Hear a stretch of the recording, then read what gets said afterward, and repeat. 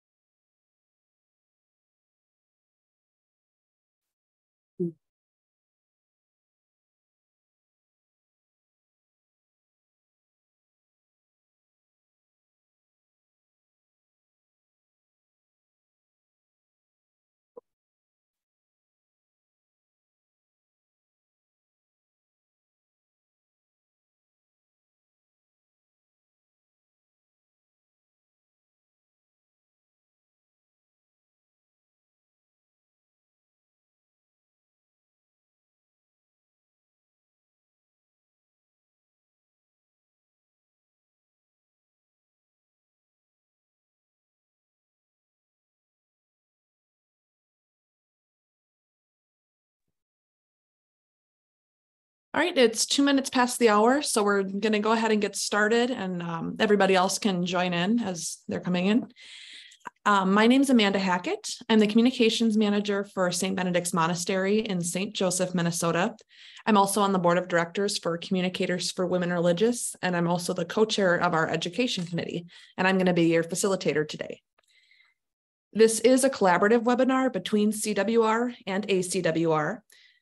And we had over 150 registrations, and it looks like we have over 100 people already joining us. So thank you so much for taking time out of your day to be part of this with us.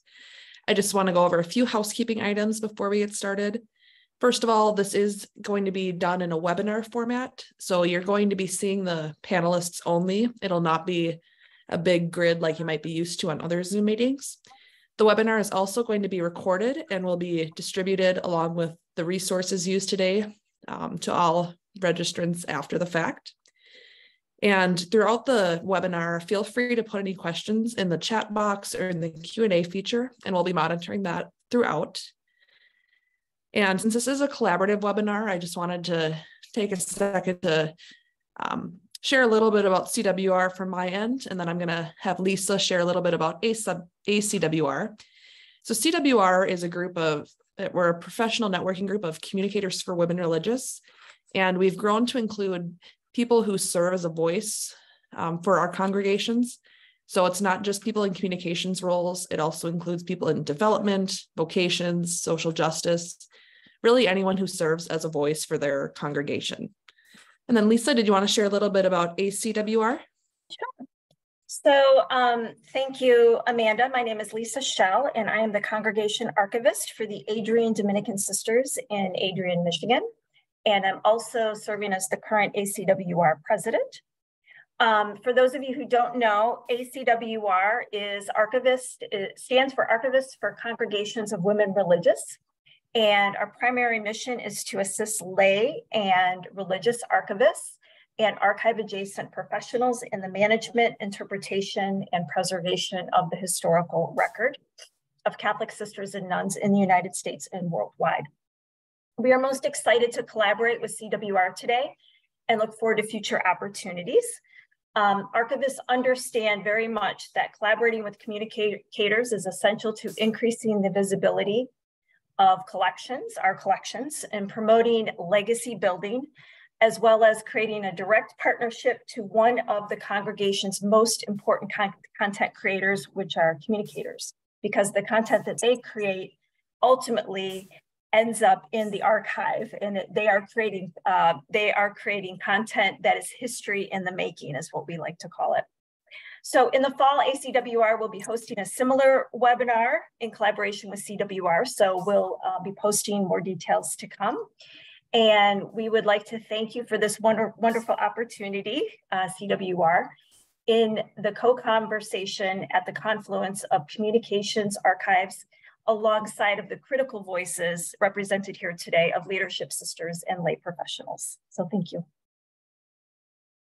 Well, thank you for that wonderful introduction, Lisa. As Lisa had alluded to, communicators and archivists each play different roles in what they do with the stories of women religious, but we both play a vital role to advancing the missions of our congregations. And today our panelists are going to share tips and tricks on how to best support one another as we're sharing and preserving those stories. So this is helpful whether or not you already work with your counterpart or whether you're looking how you might be able to work with your archivist or communicator better. We have Kathy Hertel-Baker and Kacie Emmerson with the Sisters of Charity of Nazareth, and then Sister Sharon Casey with the Dominican Sisters of Tacoma, but I'm going to let them introduce themselves in a little more depth. So why don't we start with Kacie, then go to Kathy, and then Sister Sharon, you can wrap us up. All right, hello everyone. I'm Kacie Emmerson. So I'm media specialist communicator for Sisters of Charity of Nazareth. And I've been in this role a little over a year. I started last April.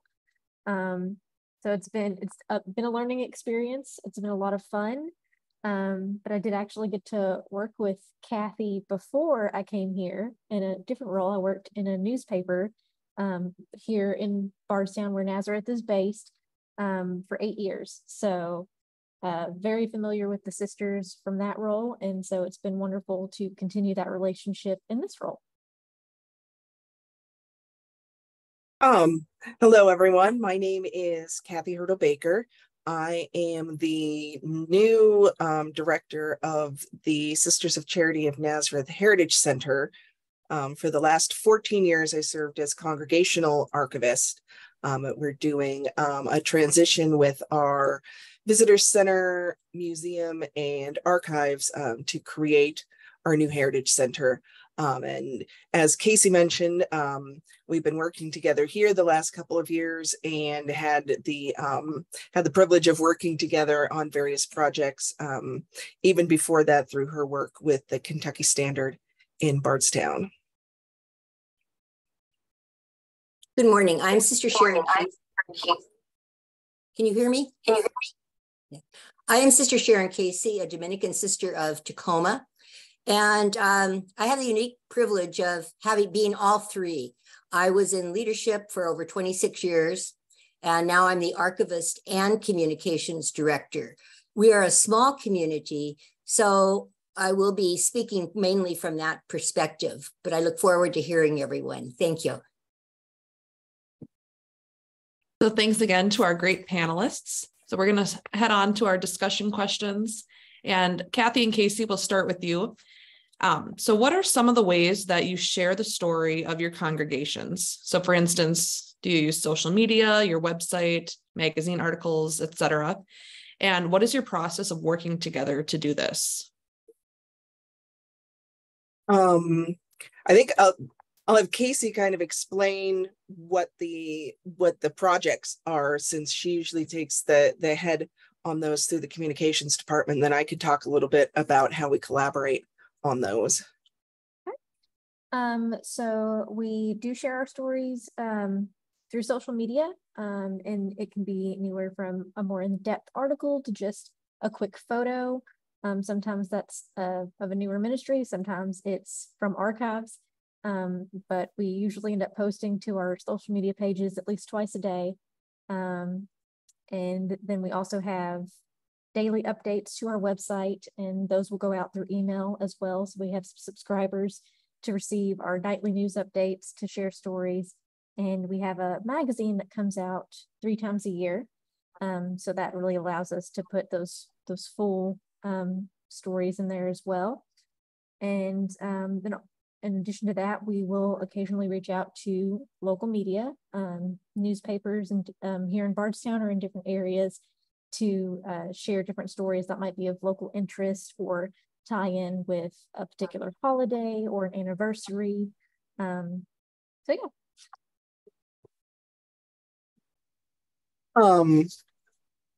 So it looks like somebody just asked a question for Kacie about, it says you send a nightly email, and I missed the rest of it. But it was a question about what was the content of the nightly emails. Okay, so that does vary.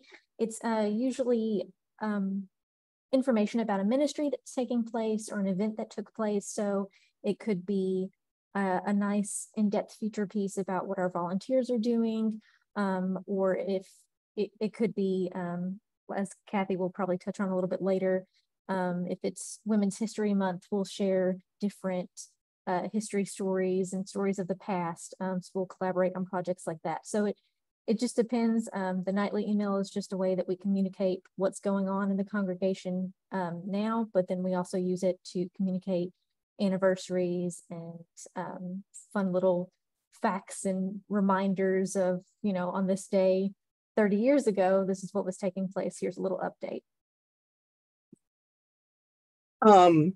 And so now that Kacie's kind of given you an idea of all the different things that she does, including on a daily basis, kind of our workflow with her is that our staff, which currently is 2 and is soon going to be 4, we will, 1, respond to requests that Kacie has for particular projects that she's working on, where we could support with information about different ministries, about particular sisters, either what's currently going on, or if we're highlighting a particular historical event. And then we will also approach her with projects that we're working on. Particularly during the pandemic, we did a lot of collaborative things on, say, the history of our hospitals, and doing posts where I would create kind of almost a mini exhibit and write up on each particular hospital. And each week we would go ahead and post that on our Facebook and on our Twitter, and then it would show up in one of the nightly emails and then be posted on our website. And we also work really closely with requests that come in from the public for information from the archives when we're not sure about, we all have privacy issues within our collections. So we work very closely then with Kacie and the communications department on requests for things like school faculty lists and staff lists, information on our orphanages, information on the people who were enslaved on our campus. We get a lot of requests for publications and interview requests. And also we get requests that may need input from our central leadership team. So we go directly to our communications department as part of our workflow to discuss those particular types of projects before we go ahead and release that kind of information to researchers. And then to follow up on that, Kacie will then get in touch with us for items that they're doing that may have historical content, so we can scan those and proof them for accuracy. If we're developing, you know, kind of new content, Kacie mentioned Women's History Month.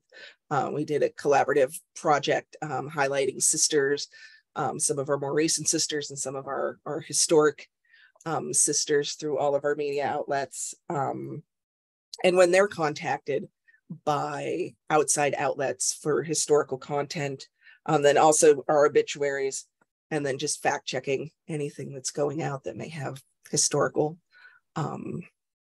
items in it. It sounds like you guys already have a great process of working together. So thank you for sharing some of the ways that you do that so well. Before we move on to Sister Sharon with that question, Kacie, there is a question in the chat for you asking, how does your email list compare to your magazine mailing list in size? So the email list, we have a few different audiences for our list. So we have an internal list, and that is where a lot of the nightly news goes. So that's going to include a lot of your sisters and associates. They're going to receive that information. We will do public emails every now and then. And so that can range anywhere from 2,000 to 4,000 emails that go out.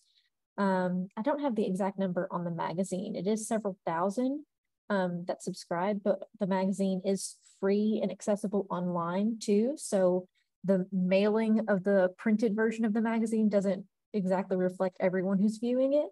But we do we do mail out a lot. So I'd say email is a larger audience. And again, the magazine, it's 3 times a year. So we're still working in between sending that out on communicating with our audiences. Great, thank you. And Sister Sharon, I guess the question will be just a little bit different for you since you're not working with another person, since you are the communicator and the archivist. But if you could just share some of the ways that you share the story of your congregation, and maybe just share how it is to balance those 2 roles since you are in charge of both. Thanks, Amanda. First of all, we are a small community that is coming to completion. And I think this is important because it affects both communications and archive work. And in terms of communications, like Kacie and Kathy, we for years had a news magazine, which we had to discontinue last year, mainly because our sisters are getting older and our associates are getting older, and there was not that much content other than reliving the history of the congregation, which you can only do for so long or in small doses. So we agreed that we would discontinue it. We are keeping our website and our email, Facebook rather. Those 2 we are keeping. Facebook I can change more easily as things come up, reminders and things like that. The website, I've been trying to update maybe once a month because, again, lack of content and needing to find ways to share our story, because we don't want to put in the website that we're coming to completion because that scares people. They don't understand what it means if they're not part of religious life. So we don't do that. The other piece that I think is important for both communicators and archivists is we now have a commissary and 2 advisors who are from another community. And they're wonderful leaders, but they don't know the culture or the history. And so I see it as my job as both communicator and archivist to keep reminding them of different things, bringing up certain community holidays, feast days that we have celebrated in the past. And little by little, they are learning, but it still is a challenge. And so many things, even reading the history of the community doesn't really, grab you in terms of, oh, this is what the group is all about. So we are a vibrant group. We are small. We are coming to completion, but we also are trying to keep the communications aspect forefront in the community. Now, we have primarily been in the Seattle Archdiocese and in California. So my communication is primarily with the Archdiocese of Seattle, which makes it a little bit easier. And they have been very good about running some articles on the community. They do publish obituaries and things like that. So we feel that we're very connected with the Archdiocese and with the other communities in the area. It's just that our perspective is a little bit different. Thanks, Amanda. Great, thank you so much for sharing. We do have a question in the chat, which from Donna, which actually leads into the next question I was going to ask very well, which is just going to be about best practices when you are communicating the history. So Sister Sharon, we'll start with you. I think I'm going to start with my general question I had, and then we can go more specifically to what Donna had asked.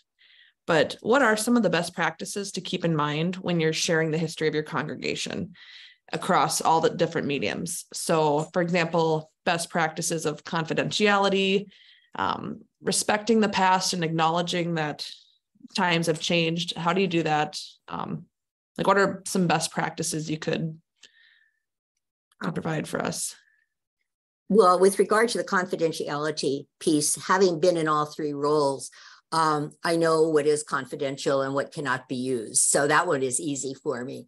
But in terms of the best practices that I find is trying to solicit things from the sisters, being aware of what's happening in religious life in terms of stances that LCWR is taking, and when we can align our mission statement and our corporate stances with other communities and issue a press release. What I find as my advantage is I can contextualize it. For example, when we were working on immigration, I automatically knew I had pictures and stories of years ago when we were boycotting grapes. So I could pull that out of the archives to put into the article as something that we had been doing for years. And I think as communicators and archivists continue to work together, you learn more of those little nuggets that we have. But I find that that is definitely to my advantage here. And I think the other thing that I think is a best practice for me, and I just suggested, is for the archivist to create a file of, I use the word odd things, like pictures that maybe wouldn't be used for anything else, but it's a little bit of history. And it might come in handy in Women's History Week or Catholic Sisters Week, who knows? So I try to create a file of, okay, I don't need this right now, but boy, that's sure an interesting picture. So I'm going to put it in this file to use for later. So I think that is helpful. And perhaps as archivists and communicators, you already share something like that. But if you don't, it's a really good way to sort of at your fingertips have something that you can use when you need it. The other thing I try to do in our publications, which is our website and Facebook, is to do something from the archives. We find that many of our older readers and benefactors love to see the pictures of the sisters 50 years ago and maybe some major decision that was made. So about once a month, I try to find something that's going to really relate to people from the archives and to put that in. So I think those are pretty much my best practices. Those are great. Yeah, I know our audiences also love the older and the quirkier pictures too. So Kathy and Kacie, what would be some best practices that that you guys do with your congregation? Do you want me to start, Kacie? Sure, go ahead. Okay. Well, I touched on a few of these kind of broadly bit ago, but we do have a process for particular topics where we always consult with the communications team and often our central leadership team for certain types of sensitive information. One of those is faculty and staff lists, because we're never quite sure why folks want to do that. And if we don't know precisely that it's very specifically who the person is asking for, and these are for folks that are asking for them outside the congregation. I should specify that this is not, coming from, say, the development department or, a sister who is interested because she's going on a mission appeal or something like that. This is for outside requests for full faculty and staff lists. We usually have somebody from communications or development speak with the person to ascertain exactly who the person is and why they need it. 99.9% of the time, it's perfectly fine. And it's usually for a reunion or an anniversary or something where they want to honor the sisters, or they want to have it available to talk about the sisters, or they want to invite living sisters to the event. Orphanage information, because that's protected information. Fortunately, we don't hold a lot of it or pretty much anything on individuals who are in our orphanages within our records, but we do often, well, not often, but we sometimes will get the same type of request for staff information about sisters who staffed the orphanages.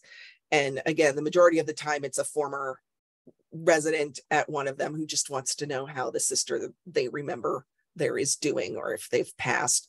But again, we always go through another layer of permissions with that. Publications and interview requests, information on our enslaved folks, and it just slipped right out of my information on living sisters. That's a big one. We will not from the archives provide information on living sisters directly to an outside requester. That will always go through And I keep mentioning communications and development, which in our congregation are part of the same department. So we will go through that department to contact the sister that the person is requesting information on to see if they are willing to provide information, and then give them the contact information for the person requesting it. And if they would like to get in touch with that person, then they can do things that way. We also do an oral history program, and the sisters have final say on the copy that's published from the oral histories. We'll do a transcript or a write-up that we present on our website and through our social media, but the sister giving the interview has final say over what's actually put out there publicly as opposed to what goes into their file. And also, approves all of the photos, everything that goes out with those. So that's kind of how we handle a lot of that. And for photo permissions, if we don't do them directly through us, our communicators are pretty good at making sure that the credit is given to the archival center for photos that are published outside of our own social media and other publications. That pretty much sums it up on our end. Like I said, I've been here just about a year, so I've not personally received very many requests. What I usually get is just somebody asking, if I did share a post about a school or something, they'll be like, "Oh, was Sister so-and-so, is that who I'm thinking of?" And they just want to confirm that sister was the teacher that they had. And so that's just a quick yes. I think I have one time received a request to contact a sister. And of course we did just give the sister that person's contact and say, "Hey, they reached out. They want to know how you're doing. If you would like to talk to them, here's how to get a hold of them." So, but it's been pretty easy and quiet on that end. So.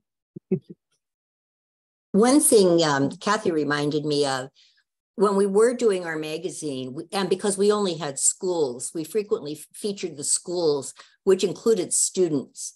And so for students that we used, depending whether they were still in school or whether they had graduated, I always contacted either the parents or the person to say, "We would like to use this in our newsletter. Are you okay with that?"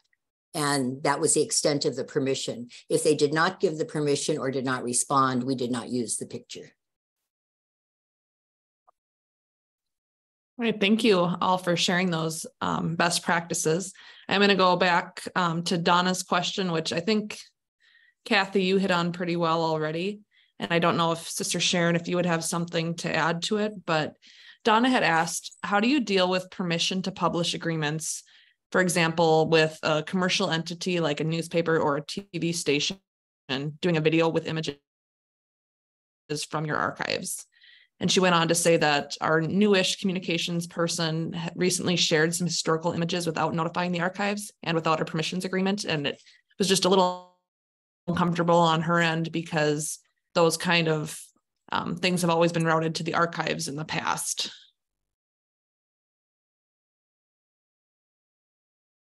Again, being a one-person show, and Tacoma is not that large, so I primarily deal with our one Tacoma paper and the Archdiocese. And because sort of, we know each other, I hate to say it, the old girls club, it's easy to get their permission from that.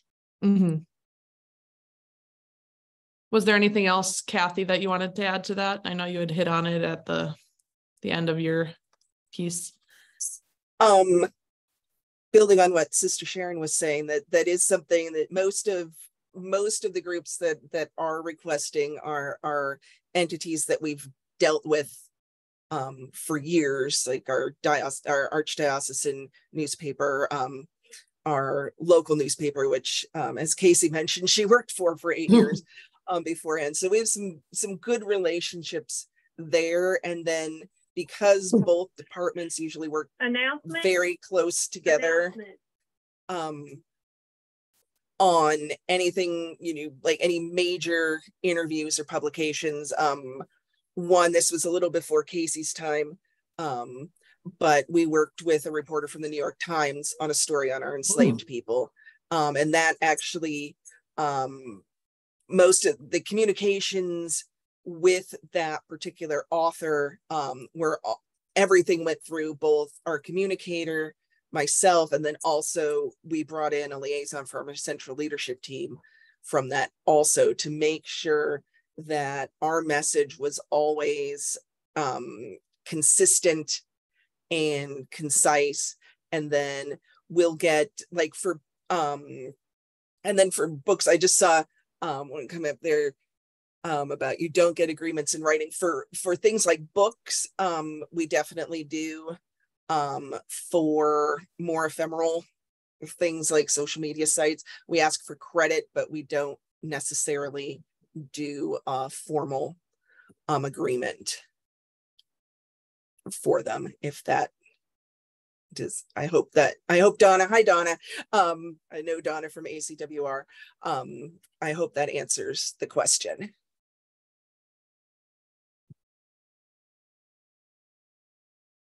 All right, and then moving on. So I want Kathy to share one thing that Kacie can do to support you in your role. And then I want Kacie to do the same thing with Kathy. And then with Sister Sharon, it'll be sharing how a communicator can help the archivist in their role, how the archivist can help the communicator in their role, or something you can do to support one another. So Kacie and Kathy, if you two want to go first. Okay. Well, and these are things that Kacie very much already does. That is to keep us in the loop for projects, particularly plans for projects in the future, even if you don't think that they might involve the archives or historical materials, to let us know what those upcoming projects are so that we can be prepared. One, if there ends up being, a big request for materials or something like, say, Women's History Month, letting us know in as far in advance as possible that materials are going to be needed and what materials will be needed, so that we have the time to get everything together and make sure it's accurate and in the format that's needed. And that's the biggest thing, is keeping us informed of what's going on, what they think they're going to need, and asking us if there's anything we might be able to contribute, even if they don't think it's necessarily an historic type of project.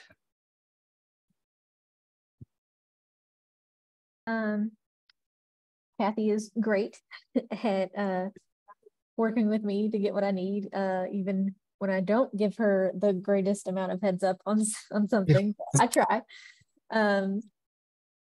One thing that she can do to support me as a communicator is definitely just helping me access what I need. And as we continue to look at ways to grow and expand that relationship together and what we can do, I would love to be able to increase maybe some of the digital access to photographs, and like it was suggested before, kind of, having that album of odd photos to use. That would be great to access for social media posts or anything. So yeah, just being able to continue working together and getting the resources that we need and brainstorming ideas on creative ways to use those resources.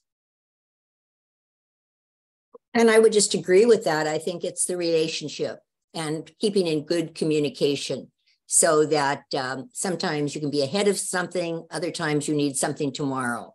One thing I would mention where I think communications, archivists, and leadership need to work together is when there is a sexual allegation brought or any other kind of serious allegation, because each of them have certain material that may or may not be shared, and determining, as putting the front on it. Who's going to be the spokesperson? So you don't want to have your communications person broadsided with information that the press is going to ask that you didn't know about.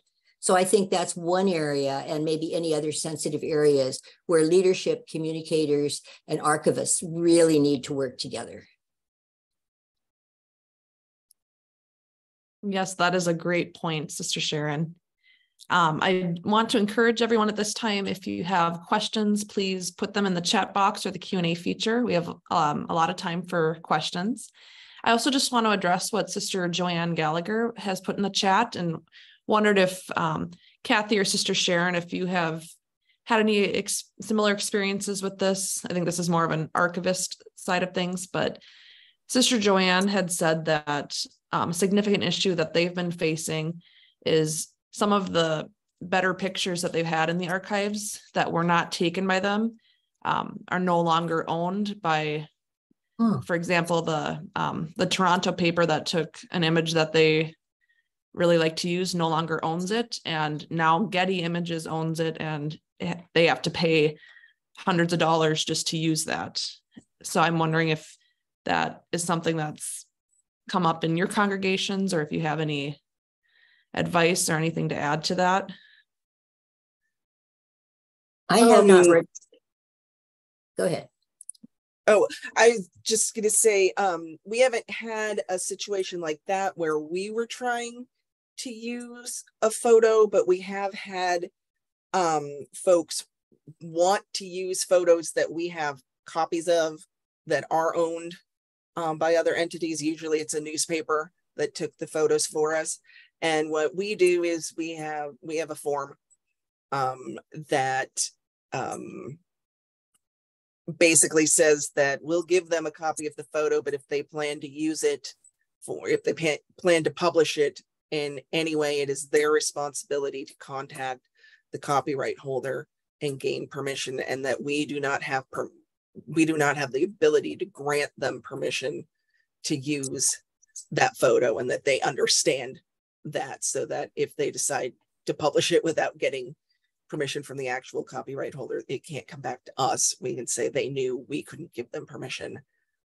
They knew they had to get it from the copyright holder. And I really have not run into that problem. But talking about pictures, I also have a background in journalism and came into the archivist because we didn't have anybody else. Is the responsibility of both to really look at the pictures that you're going to publish on your website or whatever. I always use the example, we had a wonderful picture of our sisters with our associates. And unfortunately, one sister had her legs spread apart and she was in the front row. I mean, I just destroyed the picture. I mean, I think that there are certain guidelines for looking at the pictures that we're going to use. And the recommendation that I've had from other archivists is if they can never be used, just throw them out unless they are of some historical significance. But other than that, no, I have not run into the problem with the copyrights, at least not yet. So. All right, thank you for sharing. Jan asked a question for Sister Sharon in the chat. She asks, are your archives still physically with you on site, or have they gone to one of the locations that is providing rehoming of archives for communities coming to completion? I'm wondering how this process will change in the coming years as far as accessing things quickly. That's a great question. Yes, our archives are still physically at our place. They will be probably for another 1.5 to 2 years until I finish getting them ready to move. And we have made the arrangement with the University of Santa Clara that being on the West Coast, we will have our archives going there. They have put together a women in religious life and theology collection. And so our archives will go there, as the Sisters of the Holy Family are already there. I stay in contact with Nadia regularly just to be sure I'm on the right track for what Santa Clara wants. And that has been working really well. And I forget the second part. I'm sorry. Was there a second part to that question? She just said she was wondering how this process would change in the coming years as far as being able to access things quickly. The access. Thank you. As I understand it, and this is in the very early stages of planning, there is a group working, and maybe Lisa could even speak to that, but I think there is a group that is hoping to get a grant that they will be able to create a database that would link all of these archives in various places. So if a researcher were looking, say, for Tacoma Dominicans, they not only would look at the West Coast at Santa Clara, but they could look at Boston College or Cleveland or whatever. That is a hope, and I really hope that it does come to fruition, because I think that will make a great difference in the future for researchers. And thank you. I actually had a question that just came up for me. So do your congregations, do your sisters have written permission, or have they given permission to be photographed and have those photographs used? Pretty much ours have. Again, we're small. And so there's sort of, a blanket. I'm like, anytime pictures are taken, they may be published, and nobody has said, oh no, I don't want mine in print. But they trust. We don't have a. I was just going to say, but they trust me that, as I said earlier, I will look at the photograph to make sure it is appropriate and that it is good photograph for them to go out. If they're yawning or something, I will not use those. Mm-hmm. I was going to say, we don't have a formal process of getting permission. We work under the, everything is congregational property. However, especially with living sisters, we'll generally ask or let them know if we're using a photo of them in something, just in case they're not particularly comfortable with it. We do, like Sister Sharon was saying, we'll look at the photos very closely. We're not going to purposely publish anything that's unflattering. And usually if we have any question at all, we will, even with, sisters who are no longer with us, who can't give us, their opinion on it, we'll ask another sister. And it's like, we were thinking of doing this particular picture or this particular story. What are your thoughts on that? Is that something that's going to be well received? Or is that something that, maybe we think is interesting, but we didn't realize that the sisters found it somewhat controversial, or for some reason don't like to talk about it or don't want that out there for folks outside the community to see. So yeah, we do a lot of that. Okay, I'm glad you brought that up, because the reason I asked the question is we had all our sisters sign these forms years ago now, and just kind of wondering how to handle as our sisters are aging, and they at one point were able to give full permission with a full mentality, and may not be able to do that anymore.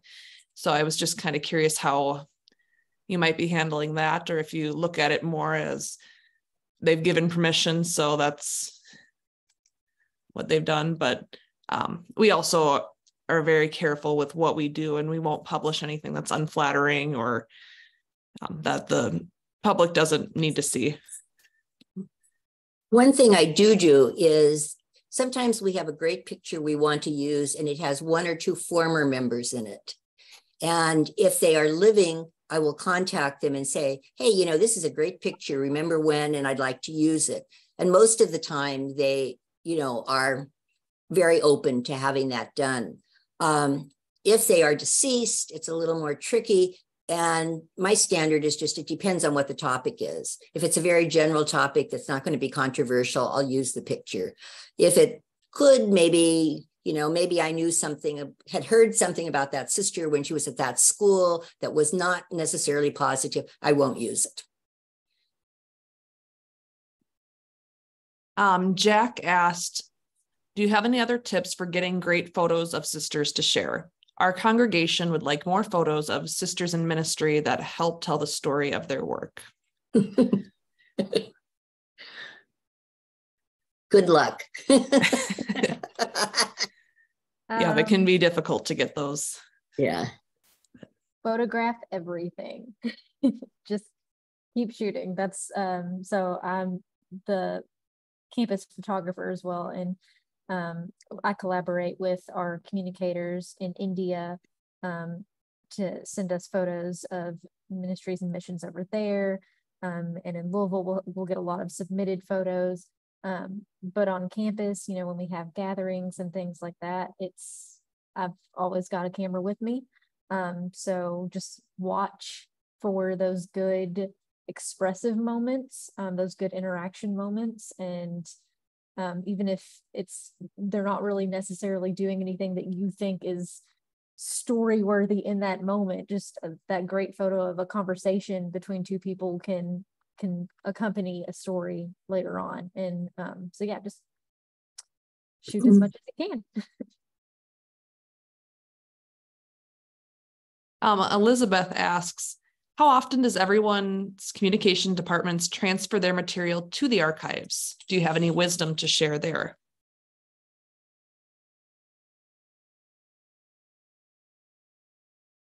I mean, Kathy, go ahead, Casey. you pretty much have access to yeah, we're posting. fortunate that pretty much we have that access to everything that's getting posted by communications. So we save both, you know, the emails electronically that get sent out every night that have all of the posts, and then we go ahead and print those out and make hard copies of them, because one, I just always have this great fear of, you know, Armageddon, and like we lose all of the, and we don't have a very robust digital records management program here at the moment.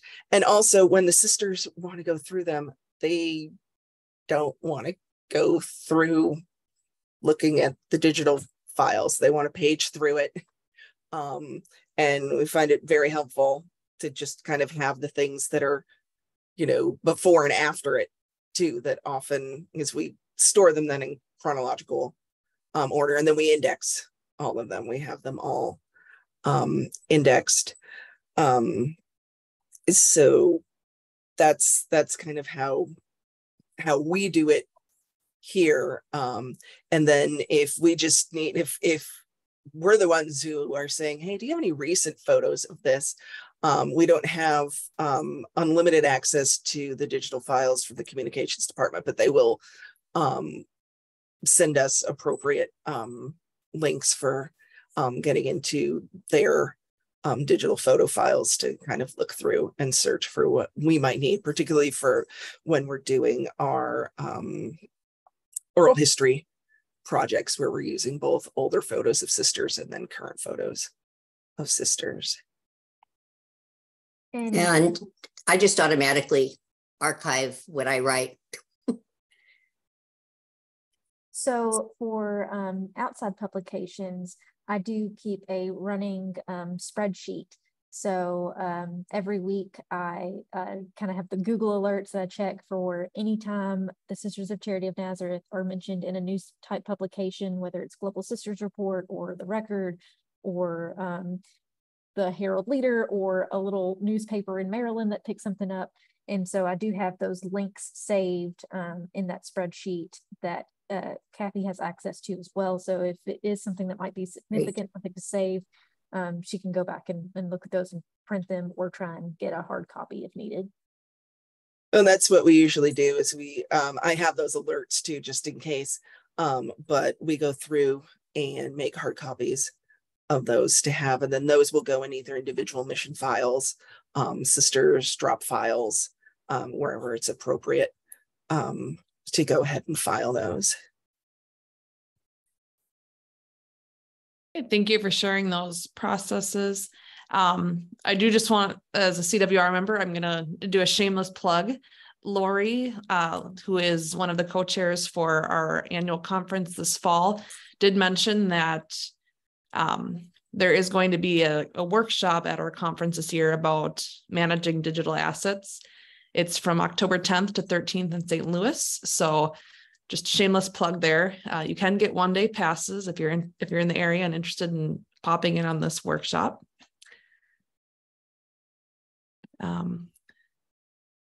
Then I'm just reading the chat real quick. We had something come in from Diane.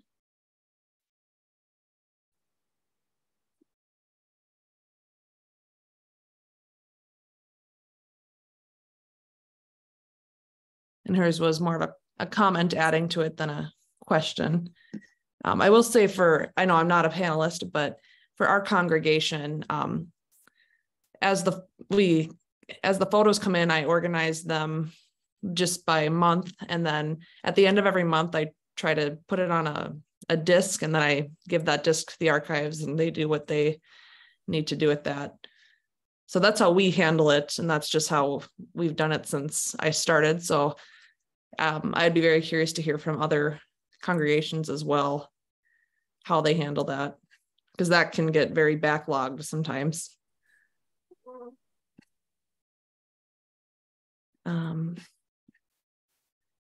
Not seeing any more questions in the chat right now. We do still have a few minutes. Is there anything else that the three of you can think of that you'd like to add or talk about regarding this topic? I would simply say keep talking to one another. And many times, many things that you weren't even thinking of come up that it's like, oh, I can use that, or oh, that would be, we don't have that in the archives yet. So that's similar to what I was going to say. I had a couple things jotted down. One was, for the archivists, seek out, meet, and become friends with your communicators. If you don't already know who they are, or if you're new to the job, figure out who they are, introduce yourself, and make sure they know your face and they know what you can do to help them, because a lot of times it's just not something you think about. You've got so much communicators are trying to do every day. The last thing they're thinking about is, wow, I wonder if how the archives can help that. To just try and bring each other into the loop as soon as possible when you've got a project. If you think there's any chance you might need each other's help on something, just so, when you do figure out that you do need help, it's not completely out of left field. And then if it's possible, if your organization works this way, try and have even regular meetings, even thoroughly quarterly or something, where you just talk about things that you even just, stuff you haven't even started on, but you think you might want to do. Again, so that, these things are kind of in everybody's brain. And it might turn out that that's just the thing that, either your communicator, your archivist needed to hear because they had a similar project they were thinking of. And now, they know that somebody else is on board and you can move forward with it. Yes, I know we both get very excited when we talk about our little ideas on how to share some fun stories and information in new ways. And so that's another thing I would suggest is just look beyond what you're doing now and how you share stories, and discuss together what new ways you can share stories about your congregation. I know we've talked about we've got a podcast now, but it's very small. So maybe looking in the future to expand that and incorporate archives and also some newer mission and ministry stories through a podcast. We've talked about potentially looking at the possibility of doing a walking history tour on our campus. We've got a lot of interest generated in the local community with some events we've held recently about people wanting to learn more. We have great walking paths here, so kind of utilizing the campus and archives and communications in that way, bringing it together to share that history in a way that isn't being done currently. Great ideas. I do want to hit on Charlene's question super quick. That was in the chat. The panelists have all agreed to share their contact information, and that will all be sent to you after the fact in an email with other resources from this. So yes, you can reach out to them. And I think we have time for just one more quick question. Edith had asked, what guidelines are given to sisters so that they know what sort of things the archives do and do not want? So it sounds like that's more of a question for Kathy and for Sister Sharon.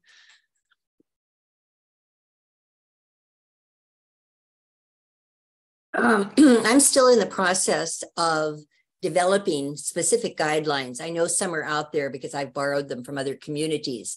But one of the things I've been really clear that we don't need is everybody's devotional statues and holy cards and memorabilia of that sort. I try to be sensitive because for some of the people, this is very dear to them. So I just always take it and say, I will see what I can do. And if not, we'll find a good home for it. But trying to really get rid of some of the things that we've had in the archives that don't belong there. I have put out a plea with a few guidelines, like, if you have pictures from where you were teaching, or we had a postulate in Ireland, if any of you have pictures from those days, please send them. And it's amazing what I'm getting. What people have been hiding in their suitcase or wherever, and they've been generous about bringing that forward. So it's a work in progress. And we do quarterly presentations to the sisters about the history here, and then we'll talk to them. We like to throw in a little bit about, be sure to save your materials, especially about, your work. But we do the same sort of thing in that if we get things that aren't necessarily what we want for the collection, we will just take it and then work from there as to how to find homes for the materials. And we also started working with our housekeeping department because they were the ones who would go into sisters' rooms after they either moved to our nursing facility or after they passed to pack up what was in the rooms. And a lot of times they were the ones kind of making decisions as to what came to us and what got thrown out. And so now after talking with them, they know that if there's any doubt at all as to whether or not it needs to come to us, send everything to us. We'll weed through it and figure out what we need to keep and what we don't, so that we don't end up getting all of the newspaper clippings and none of the diaries and photographs, which is the type of thing that would happen. We'd not get any of the photo albums. Now, and obviously the way it works here is the family, if there is family, gets first. Yes. First choice. It sounds weird to say it that way, but the family always, is able to go through and take anything that they want. But we've had many occasions where the family has been like, well, we love these, but we think that, it might be important to the archives too. And we'll talk to them about, like, we'll take the original scrapbook, we'll make a scan of it for them and, give them the copy to have, or vice versa, depending on, how they feel about the physical item, to make sure that, we're getting those things. But we don't have a formal thing that we send out to sisters saying, please save these things.